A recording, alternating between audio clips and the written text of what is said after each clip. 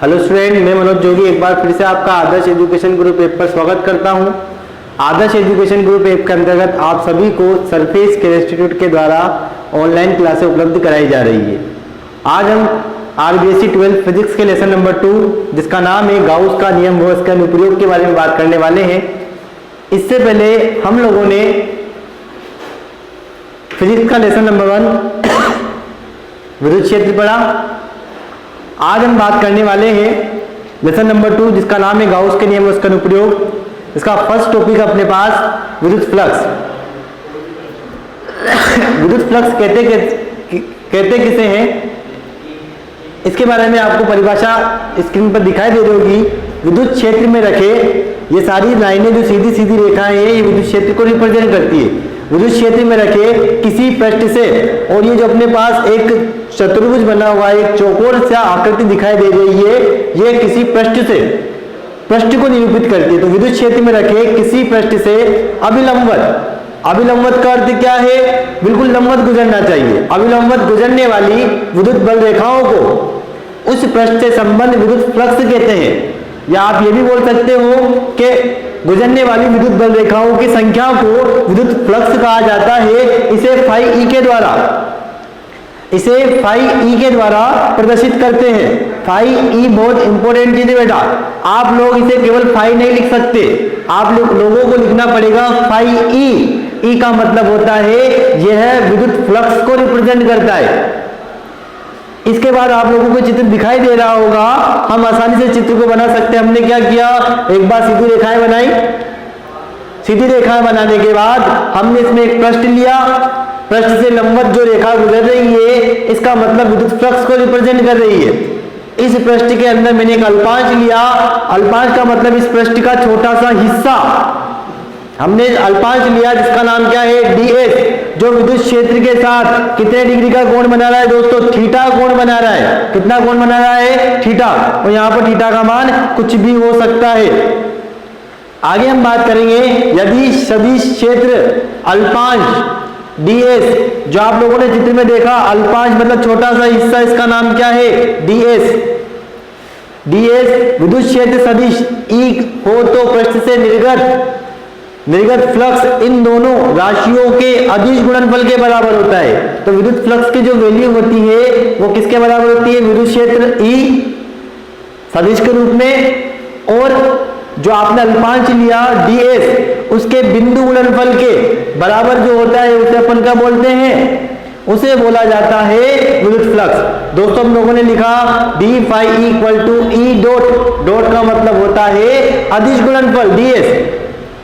आप लोगों को 11th क्लास बच्चे सिखाया होगा कि जब भी बिंदु गुणनफल हटता है तो वहां पर क्या आ जाता है, कोस थीटा। तो अपने बिंदु गुणनफल हटाया और क्या लगाया, कोस थीटा। हम बात करेंगे इसके मात्रक व विमा के बारे में। अब हम इसके मात्रक के बारे में बात करने से पहले आप सबको पता है डी फाई इक्वल टू कितना है, ई डॉट डीएस। ई क्या होता है, विद्युत क्षेत्र होता है, और विद्युत क्षेत्र का विमा क्या, विद्युत क्षेत्र का मात्रक क्या होता है, न्यूटन प्रति कूलाम। डीएस का मतलब क्या होता है, क्षेत्रफल, और क्षेत्रफल का मात्रक क्या होता है, मीटर स्क्वायर। तो यहाँ क्या बन जाएगा, मीटर स्क्वायर। तो इसका मात्रक क्या बनेगा, न्यूटन मीटर स्क्वायर प्रति कूलाम। ई का अन्य मात्रक भी होता है दोस्तों। ई का एक और, जैसे यहाँ पर न्यूटन प्रति कूलाम है, इसी प्रकार ई का एक और मात्रक होता है, उसे बोलते हैं वोल्ट प्रति मीटर। जैसे आप लोग यहाँ पर वोल्ट प्रति मीटर लिखोगे तो एक मीटर से मीटर कट जाएगा, तो केवल क्या बचेगा, वोल्ट इंटू मीटर।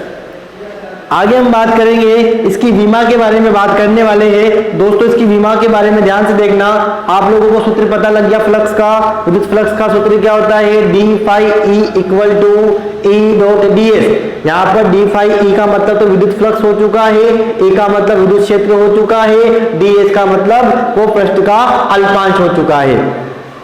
आप लोगों को मैंने बताया था एफ बराबर कितना होता है, क्यू ई। तो ई बराबर कितना आएगा, एफ अपॉन क्यू। कितना आएगा दोस्तों, एफ बराबर कितना आएगा, एफ बराबर कितना होता है, क्यू ई। तो ई बराबर कितना आएगा, एफ अपॉन क्यू। तो ई के स्थान पर क्या रखा अपन ने, एफ अपॉन क्यू। डीएस की जगह क्या आ चुका है, डीएस। आगे हम बात करें, ये F मतलब बल है, बल्कि आपको भी आसानी से पता है, मैं आपको बता देता हूं कि जगह कहां से लिखा, आप लोगों ने पढ़ा था F बराबर QE, तो यहां से लोगों ने किसका मान निकाला, E का मान निकालने के लिए Q का गया बटा में, तो यहां पर देखो E के स्थान पर अपन ने क्या लिखा, F अपॉन Q। आगे हम बात करने वाले हैं F की जगह आ चुका है Q, और Q का बोलते हैं आवेश। आवेश की परिभाषा विद्युत धारा से निकाल सकते हैं, I बराबर कितना होता है Q अपॉन T। आप लोगों को पता होगा आवेश के प्रवाह की दर को विद्युत धारा कहते हैं। यहां से Q का मान निकालेंगे तो कितना निकलेगा, I इंटू T। तो दोस्तों Q की जगह कितना गया, I इंटू T। I यहाँ पर विद्युत धारा को रिप्रेजेंट करता है। आगे हम बात करेंगे, F आ चुका है, Q की जगह I इंटू T आ चुका है, दोस्तों DS आ चुका है। हम आसानी से इसकी विमा लिख सकते हैं। यहाँ पर आप लोगों को पता होगा बल की विमा मैंने आप लोगों के लेवल में कई बार सिखाई है। बल की विमा होती है M1 L1 T-2 बटा में हम गए, यहाँ पर क्या है धारा, और धारा का मात्रक क्या होता है एम्पियर, तो इसको A1 के द्वारा लिखते हैं T, और T को कैसे के द्वारा लिखते हैं, समय को कैपिटल T1 इसकी विमा होती है। आगे हम बात करेंगे DS का मतलब होता है क्षेत्रफल, और क्षेत्रफल का सूत्र कितना होता है, लंबाई इंटू चौड़ाई। लंबाई भी दूरी है, चौड़ाई भी क्या दूरी के रूप में गिना जाता है, इसलिए इसका मात्रक विमा क्या बन जाएगी इसकी, L²। हम इसको आसानी से लिख देते हैं दोस्तों, M1 की जगह M1 आ चुका है, देखो L1 एक यहाँ है, 2 यहाँ है, L1 और L2 कितने हो जाएंगे, L3। आगे बात करेंगे अपन T-2, ये रहा, T1 प्लस का ऊपर जाएगा तो काय का बनेगा, माइनस का, तो 2 माइनस का ये था, T1 एक हो गया तो माइनस का 3, और A1 जैसे ही ऊपर जाएगा, A1 जैसे ही ऊपर जाएगा दोस्तों इसको आप सही कर लेना, यहां पर आएगा आपके -1। दोस्तों कितना आएगा, A-1।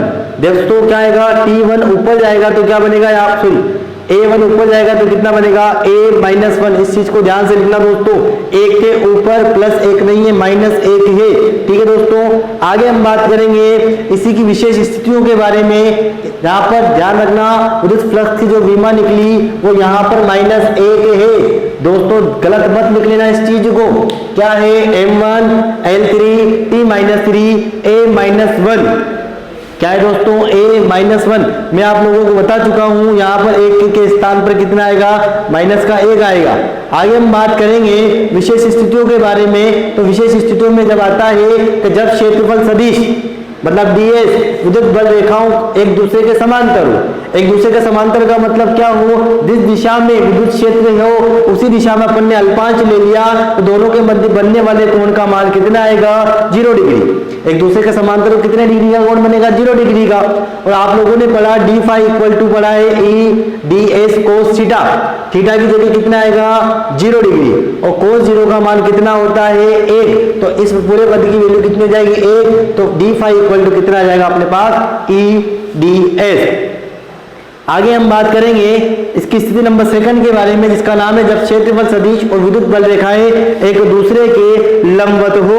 एक दूसरे के लंबवत होने का अर्थ ये है कि विद्युत क्षेत्र सदिश इस दिशा में है तो इसका अल्पांश क्या होगा, इसके लंबवत होगा। जब लंबवत होता है तो इन दोनों के मध्य बनने वाले कोण का मान कितना होगा, 90 डिग्री। मतलब आपको थीटा के स्थान पर कितना लेना है, 90 डिग्री लेना है दोस्तों। तो यहाँ पर देखना आप कोस की जगह कितना आएगा, 90, और कोस 90 का मान क्या होता है, 0। तो पूरे पद की वैल्यू कितनी बन जाएगी, 0 बन जाएगी। आगे हम बात करेंगे, इस चीज को ध्यान से पढ़ना दोस्तों, क्या लिखा रहा है कि किसी पूर्ण पृष्ठ के लिए विद्युत फ्लक्स का मान सभी अल्पांशों के कारण निर्गत फ्लक्स के योग के बराबर होता है। इसका मतलब यह हुआ कि जब अपन किसी पृष्ठ के कारण संपूर्ण फ्लक्स का मान ज्ञात करेंगे तो उसको पृष्ठ को क्या करूंगा, छोटे छोटे अल्पांशों में बांट दूंगा, और संपूर्ण मान ज्ञात करने के लिए मैं सारे अल्पांशों के मान को जोड़ दूंगा तो कुल विद्युत फ्लक्स आ जाएगा। तो इसके लिए हमें जो अपने लिखा था, क्या लिखा था दोस्तों, मैं आप लोगों को एक और बार लिख के बता रहा हूं। आप लोगों ने लिखा था d/E इक्वल टू, अपन लोगों ने लिखा था E.ds। क्या लिखा था अपन ने, विद्युत फ्लक्स का मान विद्युत क्षेत्र सदिश E और अल्पांश के बिंदु गुणनफल के बराबर होता है। आप लोगों को संपूर्ण विद्युत फ्लक्स निकालना है तो उसके लिए इसका समाकलन करना होता है। क्या करना पड़ता है अपन को, समाकलन। तो दोनों पक्षों का अपन क्या कर देंगे, समाकलन कर देंगे। तो यहां से जैसे ही अपन समाकलन की वैल्यू निकाल लेंगे तो कुल विद्युत फ्लक्स का मान अपने पास आ जाता है।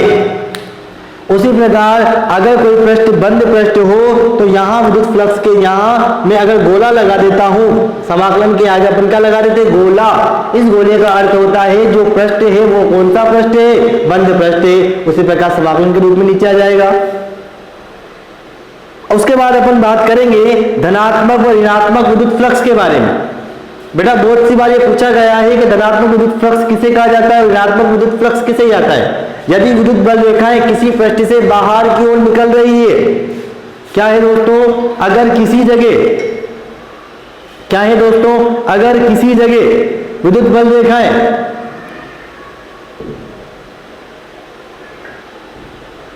क्या है धनात्मक और ऋणात्मक विद्युत फ्लक्स, यदि विद्युत बल रेखाएं किसी पृष्ठ से बाहर की ओर निकल रही हो तो पृष्ठ से संबंध विद्युत फ्लक्स धनात्मक होता है। इसका अर्थ क्या हुआ, मान लो या आपने बना लिया पृष्ठ, इस पृष्ठ से अगर विद्युत बल रेखाएं इस प्रकार से निकल रही है बाहर तो फ्लक्स कौन सा होगा, पॉजिटिव, धनात्मक। लेकिन जब विद्युत बल रेखाएं किसी पृष्ठ में प्रवेश कर रही है, प्रवेश करने का अर्थ क्या है, इसके अंदर एंटर हो रही है, यहां इसे प्रवेश कर रही है, तो विद्युत फ्लक्स का मान क्या होगा, नेगेटिव, ऋणात्मक। आप लोगों को अच्छे से समझ में आ चुका होगा कि विद्युत फ्लक्स धनात्मक कब होता है, ऋणात्मक कब होता है। धनात्मक कब होगा, जब विद्युत बल रेखाएं बाहर निकलेगी। ऋणात्मक कब होगा, जब विद्युत बल रेखाएं प्रवेश करेगी। इसके बाद यहाँ पर एक न्यूमेरिकल दे रखा है आप लोगों को, हम इस न्यूमेरिकल के बारे में बात करेंगे। क्या है, विद्युत क्षेत्र ई सदिश की वैल्यू क्या दे रखी है अपन को, ध्यान से देखो आप, 200 आई केप प्लस 300 जे केप, ये है 200 आई केप और क्या दे रखा है 300 जे केप। वोल्ट प्रति मीटर में स्थित एक विद्युत क्षेत्र सदिश एस इक्वल टू का मान कितना दे रखा है इसमें, 5 इंटू 10 की घात -3, 5 इंटू 10 की घात -3 क्या दे रखा है इसमें दोस्तों, आई केप। ये क्या है, आई केप दे रखा है, आप इसमें कंफ्यूज मत होना। यहां ये लिख रखा है 5 इंटू 10 की घात -3 आई केप मीटर स्क्वायर से परितः विद्युत फ्लक्स का मान ज्ञात कीजिए। तो आप लोगों को ई सदिश का मान दे रखा है, एस सदिश का मान ज्ञात करना है। आप लोगों को किसकी वैल्यू ज्ञात करनी है, फाई की वैल्यू ज्ञात करनी है। तो आप दोस्तों ध्यान से देखना, फाई इक्वल टू कितना होता है, ई डॉट डी एस। दोस्तों ध्यान रखना, अगर यहाँ आपने अल्पांश लगाया तो यहाँ भी अल्पांश लगाना। अभी संपूर्ण पृष्ठ दे रखा है तो मैंने यहाँ क्या किया था, देखो आगे अपन लिखा था फाई ई इक्वल टू लिखा था अपने ई डॉट डी एस, ये लिखा था। लेकिन संपूर्ण पृष्ठ दे रखा है तो आप लोगों को कुछ भी नहीं करना है, फाई ई लिखना है और क्या लिखना है, ई डॉट एस, केवल एस। आप लोगों को फाई ए की वैल्यू याद है, ए की वैल्यू कितने, 200 आई के प्लस 300 जे के डॉट, यहां पर उसने इसकी वैल्यू कितनी दे रखी है, इसकी 5 इंटू 10 की घात -3। आप लोग इसे आसानी से सोल्व कर सकते हो। सोल्व करने के लिए अपन को क्या करना पड़ेगा वो देखो आप ध्यान से दोस्तों। इसको सोल्व करने के लिए अपन को बिंदु गुणनफल करना पड़ेगा। बिंदु गुणनफल आप ध्यान से देखना दोस्तों। सो ये जे केप है, तो दोस्तों आई केप का जे केप के साथ करेंगे। जब आई केप का जे केप के साथ बिंदु गुणनफल किया जाता है तो उसकी वैल्यू बन जाती है 0। लेकिन जब जे केप के साथ बिंदु गुणनफल किया जाता है तो उसका मान कितना बन जाता है, 1। मैं आप लोगों को इसको सोल्व करके दिखा देता हूं। जहां पर आप लोग ध्यान से देखना दोस्तों, एस का जो मान है वो है 5 इंटू 10 की घात -3 जे केप। मैंने इससे पहले आपको आई केप बताया था, सॉरी दोस्तों उसके लिए। जहां पर है जे केप, तो दोस्तों अपन इन दोनों का बिंदु गुणनफल करेंगे तो आप इस बिंदु गुणनफल को आसानी से देखना। मैं आपको बिंदु गुणनफल करके दिखा देता हूं। आप देखो इस 200 वाले पद को इस पूरे पद के साथ बिंदु गुणनफल करोगे, देखो आई केप को सबसे पहले जे केप देखो, आई केप और जे केप का बिंदु गुणनफल, आई केप और जे केप का बिंदु गुणनफल कितना होता है, 0। क्यों होता है 0? क्योंकि यहाँ पर दोनों के मध्य 90 डिग्री का कोण बनता है और cos 90 का मान कितना होता है, 0। इसलिए इस पहले वाले पद का मान तो हो चुका है 0। आगे बात करेंगे जे केप का जे केप के साथ बिंदु गुणनफल कितना होता है, 1। 1 होता है तो 300 को अपन 5 से गुणा करेंगे तो 3 पंजो 1500 आ जाएगा, इंटू 10 की घात -3। ऐसा कैसे आ जाएगा? आप चाहो तो इसको आसानी से भी लिख सकते हो। 10 की घात -3 का मतलब क्या होता है, ये जैसे यहाँ पर अगर माइनस कम करना है तो बिंदी आगे खिसक जाएगी। जैसे अगर यहाँ पॉइंट लगाऊंगा तो 10 की घात -2 हो जाएगी, यहाँ लगाऊंगा तो 10 की घात -1 हो जाएगी, और यहाँ लगाऊंगा तो 10 की घात -0 हो जाएगी। इस प्रकार इसका आंसर कितना बन जाता है? 1.5। दोस्तों आज का एक और लास्ट क्वेश्चन अपन देख लेते हैं। क्या है लास्ट क्वेश्चन? एक वर्गाकार फ्रेम की प्रत्येक भुजा की लंबाई 20 सेंटीमीटर है। कितनी लंबाई है? 20 सेंटीमीटर है। यह 40 न्यूटन प्रति कूलम के एक समान विद्युत क्षेत्र में इस प्रकार रखी जाती है कि फ्रेम पर अभिलंब विद्युत क्षेत्र की दिशा से कितने डिग्री का कोण बनता है? दोस्तों 60 डिग्री का कोण बनता है। तो फ्रेम से संबंधित विद्युत फ्लक्स का मान ज्ञात कीजिए। आपको भुजा दे रखी है 20 सेंटीमीटर। सबसे पहले तो इसको मीटर में चेंज करो। मीटर में चेंज करने का अर्थ क्या होता है? सेंटी की जगह कितना है? 10 की घात -2 मीटर। तो इस भुजा का मान कितना हो गया? 20 × 10 की घात -2 मीटर। आप लोगों को सबको पता है अपन को सबसे पहले फ्लक्स ज्ञात करने के लिए क्षेत्रफल ज्ञात होना चाहिए, और वर्ग का क्षेत्रफल क्या होता है? भुजा स्क्वायर। तो मैंने इसका क्या किया? स्क्वायर किया।